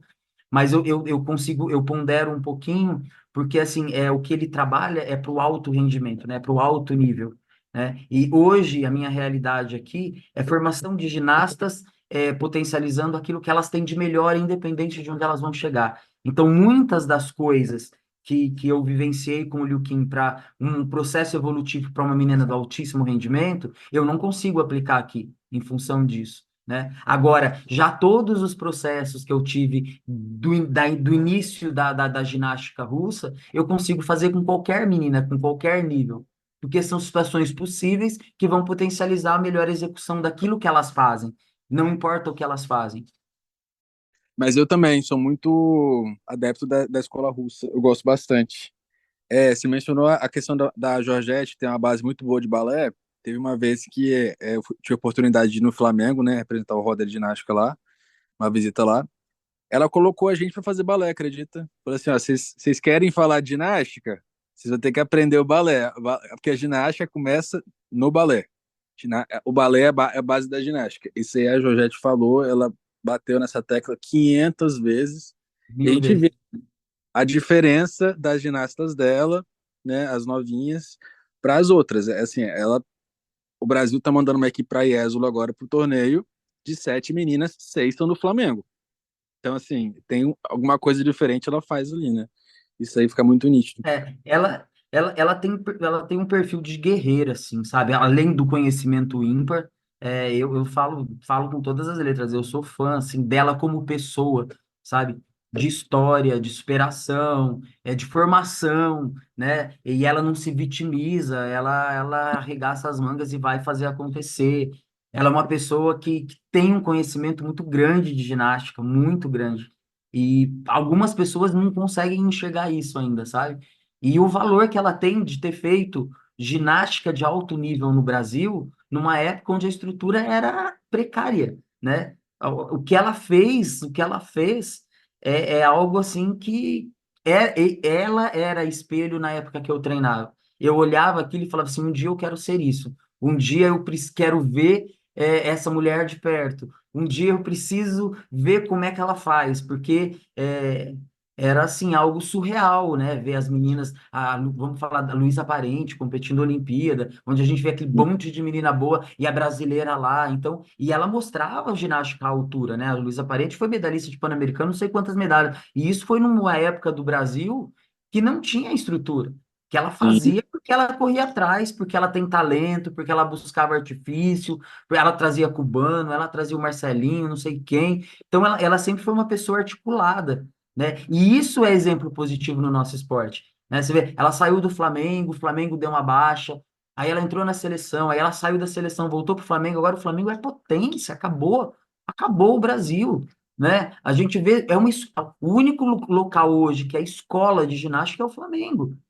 Você vê menina de 6, menina de 7, menina de 8, menina de 9, 12, 13, 15, 17 e as olímpicas, né? E isso é difícil de se fazer.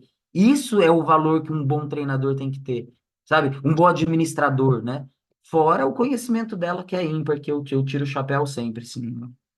É uma super. Eu gosto muito dela também. Roger, você tem algum aparelho favorito? Eu gosto muito de paralelas e acrobáticos. O leg. O Oleg, a gente fala muito dos twists, né? Que o Sejinho é excelente em twists.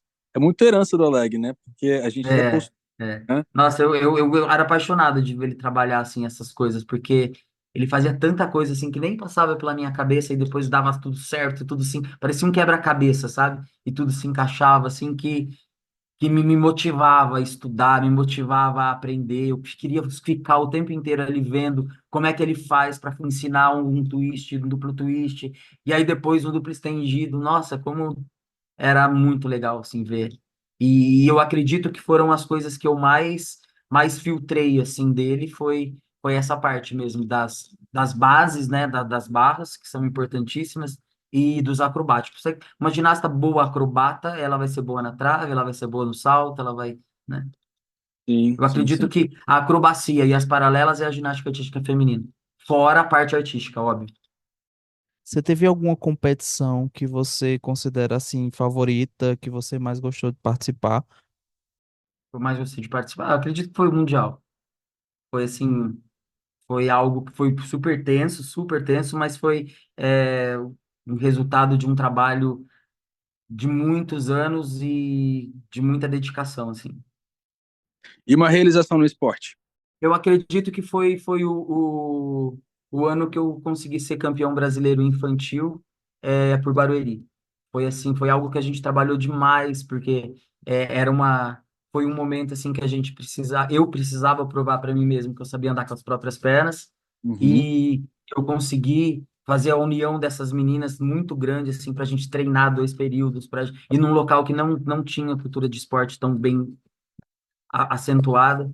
Nós treinamos demais, demais, demais, e a gente não sabia que a gente ia conseguir ganhar do Flamengo e do Sejim. A gente só queria chegar bem na competição para mostrar um bom trabalho, né? E Sim, aí o bom trabalho foi o resultado de um campeonato brasileiro como título de primeiro lugar, assim, foi bem legal, assim, para a equipe toda que trabalhou, para mim, isso me marcou bastante. sensacional. E você tem algum sonho ainda para realizar na ginástica? Esse momento, assim, eu já tenho outras perspectivas, né, na vida profissional, assim. Eu estou num outro momento aqui em Goiânia. Aqui eu prezo muito na formação de treinadores também. Eu Uhum. acredito que num bom prazo nós vamos colher bons frutos, vão aparecer mais pessoas prontas para trabalhar com ginástica e desenvolver um bom trabalho aqui, mostrar, passar a ginástica toda do estado de Goiás, né? Mostrar que existe um trabalho, que existe meninas que querem, né, mudar essa cultura Hum. e seguir formando agora, assim. Eu não tenho mais a ambição de estar à frente de seleção, eu não tenho mais a ambição de ter uma campeã olímpica, de colocar uma menina na seleção para ir para o Mundial. Eu tenho a ambição de fazer um bom trabalho, de construir boas ginastas, e se essas meninas tiverem que chegar numa caminhada sana, né? Sem acelerar processo, sem desesperar, sem a pressão de ter que fazer. Hoje eu não sei mais trabalhar com a pressão que eu trabalhava antes, de ter que se fazer as coisas a qualquer custo, de submeter a menina a treinar tudo a qualquer custo, porque ela tem muitos patrocinadores, porque ela precisa fazer o troço acontecer, porque senão ela está fora de tal coisa. É, e isso já não vai mais fazer, já não faz parte mais da minha vida nesse momento. Eu estou super feliz como eu estou agora. Então, o meu sonho é que a gente construa uma base sólida aqui em Goiânia, junto da MS, para um futuro próximo a gente ser um celeiro de formação de ginástica, numa escola de ginástica bem conceituada, mas sem essa necessidade, sem essa pressão de ter que ter resultado a qualquer custo. Em 2022, você assumiu o projeto MS Ginástica, no Goiás. É um estado sem muita expressividade na ginástica, fora do eixo tradicional do Brasil.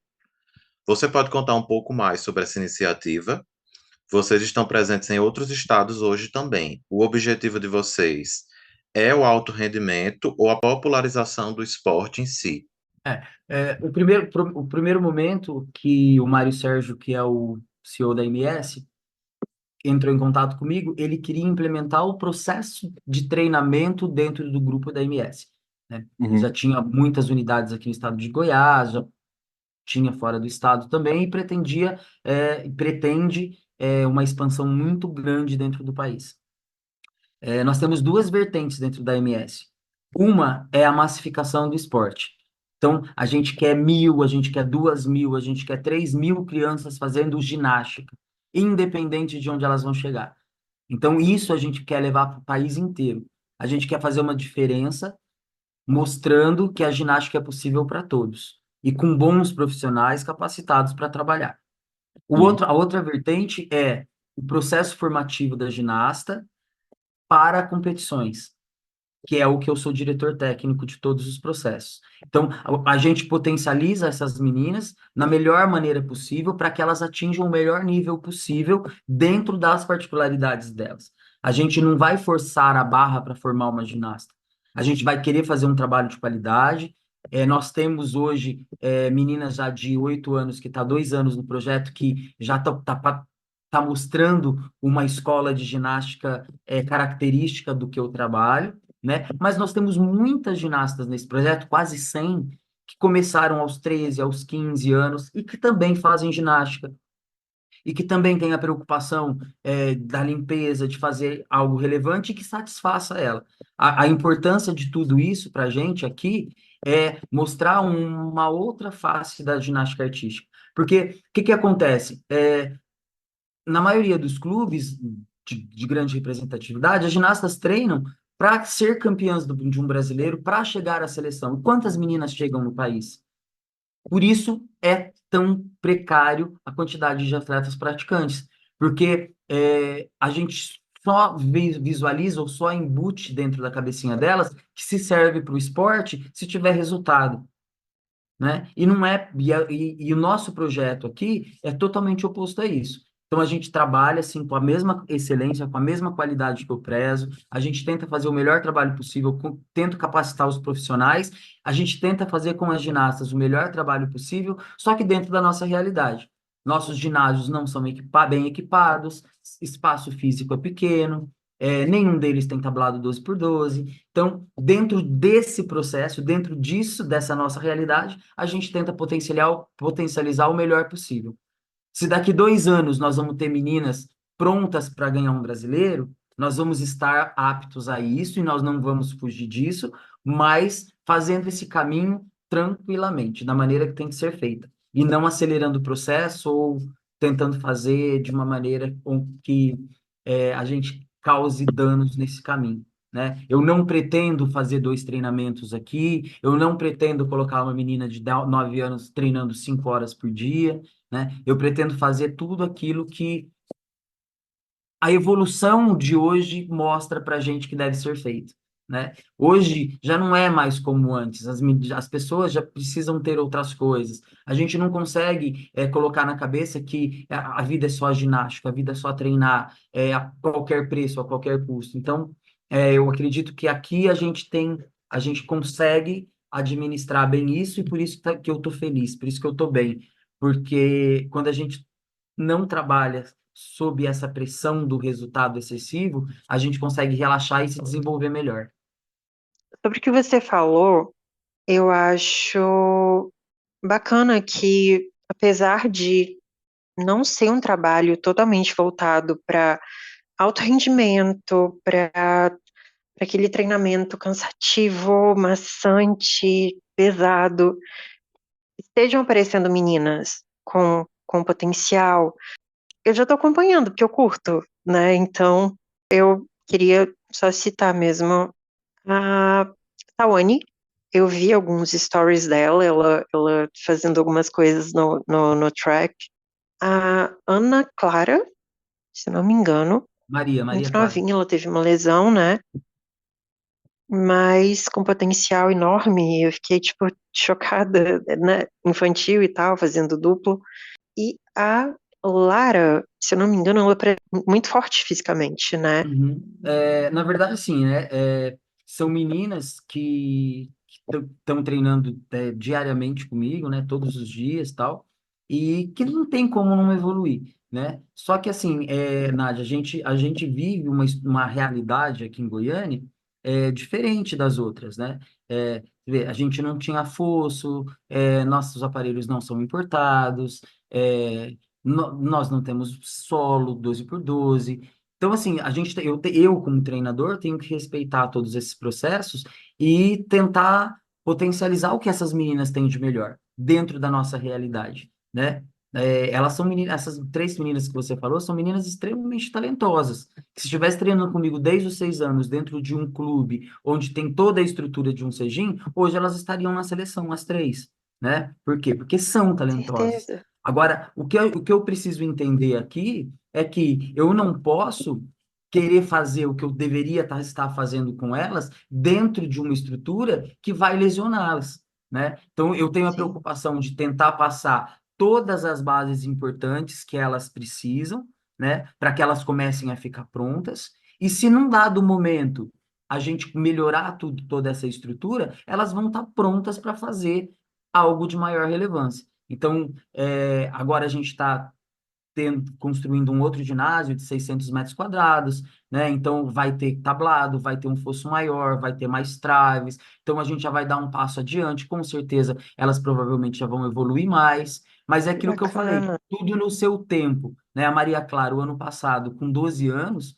ela estava fazendo solos de duplo twist, duplo carpado, duplo grupado, né? Trave com 5Ds, né? A Tawane agora está fazendo solo super bom, né? Está saltando estendido, está começando meia volta, numa estrutura muito precária, né? Para fazer essa Uhum. ginástica de alto rendimento. Então eu tenho que ter um pouquinho de paciência para fazer as coisas no seu tempo, e é isso que eu passo para elas, né? Eu não vou fazer algo que não condiz com a nossa realidade, né? Assim como as menorzinhas, né? Hoje a gente tem um grupo de meninas de 8 e 9 anos, são quase 25 meninas treinando, né? E dentro dessas 25, tem umas 12, pelo menos, super talentosas. Então, aí a gente tem essa geração de meninas novas que estão vindo com uma base à altura da que eu prezo, só que a gente ainda assim se depara alguns problemas culturais, né? Porque eram meninas de 8 anos, de 7 anos, que faziam ginástica 2 vezes na semana, 2 horas, 1 hora e meia. E agora elas já estão treinando todos os dias 3 horas. Então, até os pais entenderem que isso é normal, até a gente mostrar para eles que é dessa maneira, né? As crianças entenderem esse processo do treinamento, que cansa, que tem que dividir esse tempo agora com a escola, com o lazer. E isso é muito difícil num clube que não tem tradição, que não tem cultura do esporte, de alto rendimento, né? Então a gente está sempre tendo que provar que isso está correto, que isso está correto. Então a gente tem que ter muita paciência. E isso só o tempo é que vai mostrar para todos os pais, né? Então, por isso que eu digo que aqui a gente não precisa fazer a coisa acontecer para ontem, porque a gente tem muitas vertentes que têm que ser trabalhadas dia após dia, não só o talento humano e o bom treinador que está na frente das meninas, mas toda uma estrutura familiar que a gente tem que amparar, né?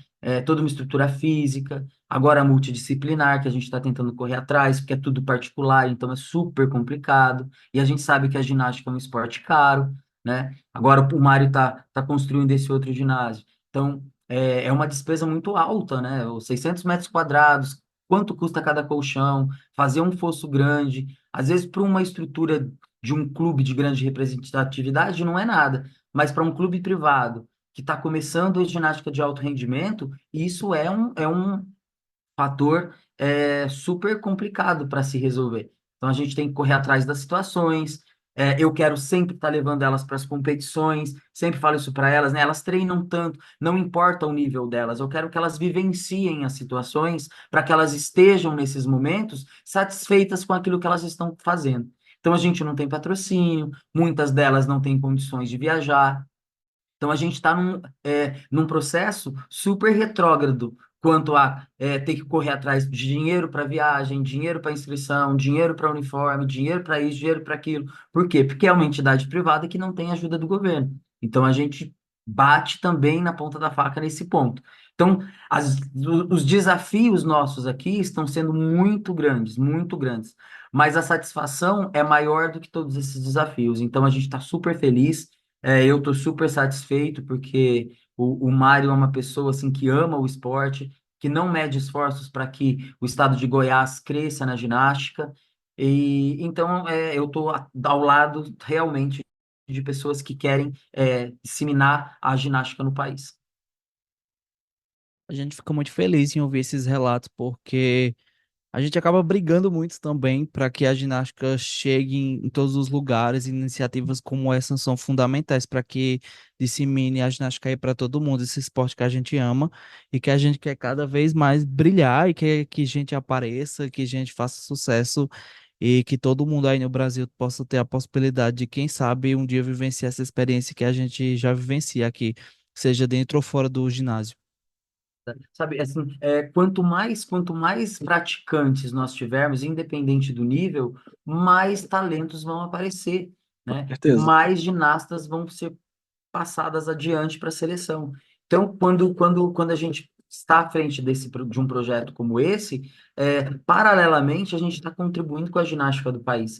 Porque a gente está levando mais praticante, a gente está levando a ginástica na casa de famílias que nem sabia que esse esporte existia, né? Então, quando a gente olha para esse outro lado social, a gente consegue entender os benefícios que a gente está fazendo para a sociedade, para a ginástica do país, mesmo para a ginástica do alto rendimento, né? E isso hoje me completa demais, assim. Eu sou muito, muito feliz à frente de um grande desafio desse. É um desafio tão grande quanto estar dentro da seleção, à frente de uma seleção. Só que a maneira com que acontece esse meu desafio agora ele é um pouco mais leve, é um pouco mais tranquilo. E isso me conforta bastante. Só queria fazer uma observação, Roger, eu fico muito feliz com essa iniciativa de levar a ginástica para outros estados, né? Eu sou do Espírito Santo, também não tem uma ginástica muito forte lá. Eu cheguei a fazer ginástica quando era criança, uns 11, 12 anos, mas também não era aquele negócio de elite. E eu sempre senti muita falta disso, sabe? Eu fiquei muito feliz que Goiás agora tá com o Mário Sérgio aí, É, com a uma. gente, E a vocês estão gente indo para que outros estados, né? Desculpa, não, desculpa. Vocês estão indo para outros estados também, né? Isso, então, a gente que vive isso assim no dia a dia é muito gratificante, sabe? A gente inaugurou em Palmas, né?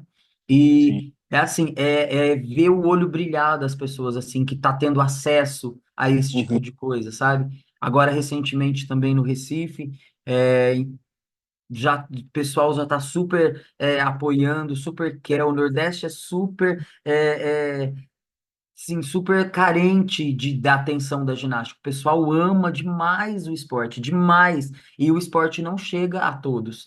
Então, o nosso primeiro processo, assim, dentro da massificação, dentro da MS, do projeto de massificação, é exatamente esse.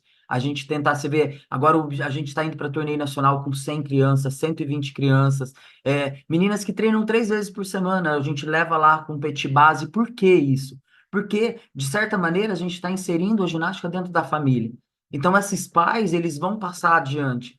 E quando a gente começa com um, vai para 3, para 5, para 10, para 15, para 20, daqui a um tempo, a gente tem já uma legião de pessoas que querem a ginástica, que olham a ginástica sem os tabus, que entendem os processos, né? Então, a gente acaba desmistificando um monte de situações da ginástica artística que realmente existem, né? A gente conversa com pais, assim, eles acham sim que a ginástica não cresce, eles acham sim que a ginástica masculina não é viável porque os meninos vão ficar afeminados. É um absurdo, sabe? E a gente levar esses conceitos, eu tenho um curso que eu faço especialmente para pais.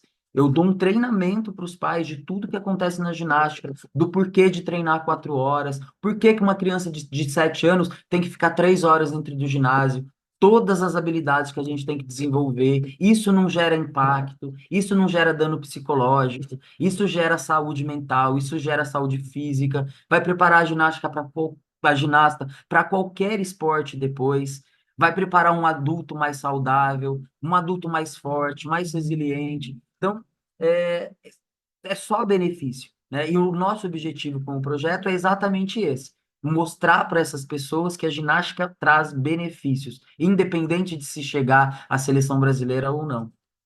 que você diria, Roger, para os treinadores que estão enfrentando hoje desafios de início de carreira aí e que sonham em, enfim, se estabelecer como técnicos no Brasil ou qualquer outro lugar onde eles estejam? É exatamente o que eu falo para os meus técnicos aqui, né? Eu falo que o caminho não é fácil, né? Que a gente tem que persistir muito, tem que ser muito resiliente a todas as barreiras encontradas pela frente e que eles estudem muito. Muito, porque se a gente ama alguma coisa, e a gente quer ser bom naquilo que a gente faz, a gente precisa estudar, precisa estar com a cabeça aberta às novidades, precisa entender do esporte. A ginástica é um esporte super difícil, né? Ser um bom treinador não é só ir lá dentro do ginásio e ensinar a criança a fazer um mortal, né? Precisa conhecer o código de pontuação, precisa conhecer as condutas, precisa conhecer as disciplinas, precisa entender das especificidades do esporte, das particularidades, precisa respeitar a criança como um ser individual e ser muito apaixonado, porque hoje ainda sim a gente tem que viver a ginástica pela paixão, porque uma grande minoria tem o resultado financeiro, tem o resultado financeiro que corresponde àquilo que eles fazem, né? É uma carreira Uhum. muito, muito, muito que nos suga muito, que a gente depende da gente um- se dedicar assim à ginástica e perder uma vida social e perder um relacionamento.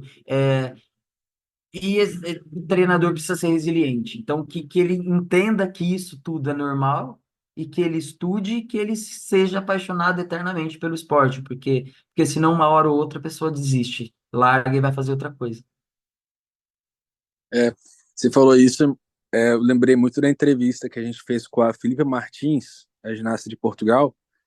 Ela comentou com a gente que lá você não tem como viver de ginástica, que os treinadores dela são professores universitários que dão treino depois das aulas e que ela também quer ser treinadora porque ela quer contribuir para o crescimento do esporte no país, né? E ela, enfim, tá indo para sua terceira Olimpíada, acredito que seja a última, mas é muito legal ver você também desse jeito aí, né? Que você não contribuiu como atleta, assim, em si, né? Porque, enfim, você não chegou a competir internacionalmente e tal, mas você levou ginastas a competir internacionalmente, você formou ginastas importantíssimas para a história do Brasil, contribuiu muito. A gente fica muito feliz aí e na expectativa de mais frutos para frente, né? Uma coisa que a gente sempre a gente chegou a falar aqui no podcast uma vez, eu não lembro qual episódio exatamente, a gente estava comentando sobre essa iniciativa da MS. A gente falou assim, cara, é o Roger, uma hora vai sair alguém dali. Então a gente fica muito feliz mesmo, parabéns. Ah, eu agradeço, gente. Obrigado. Espero que tenha sido útil aí. Espero que vocês tenham superado as expectativas e Ah, sempre que com precisar de certeza. mim, eu tô super disponível e gosto de contribuir, gosto de ajudar, gosto de participar. Eu amo a ginástica, assim como vocês, e é isso. Contem sempre comigo aí, que eu tô sempre disponível. Maravilha, maravilha. Então é isso, pessoal. Muito obrigado aí por nos ouvirem mais uma vez. Roger foi um convidado sensacional. Falou bastante aí pra gente, falou bastante coisa. E, Roger, muito obrigado aí pela confiança, pelo bate-papo, foi sensacional. E, enfim, muito sucesso aí nessa trajetória e para a MS também. Pessoal, eu que agradeço o convite. Espero ter contribuído com todos vocês. E eu espero que vocês aí se organizem para vir até Goiânia, conhecer o nosso projeto, fazer uma matéria com a gente. Eu faço questão de levar vocês em todas as unidades, para vocês conhecerem um pouquinho do nosso projeto. Vai ser super bem-vindo todos vocês, tá bom? Me Fica aí chama que a aberto gente o vai, convite aí. hein? Chama não que a gente vai, hein? Tá aberto o convite, a hora que vocês quiserem. Maravilha, brigadão mesmo, de coração. Eu que agradeço, gente. Tchau, tchau. Tchau, tchau.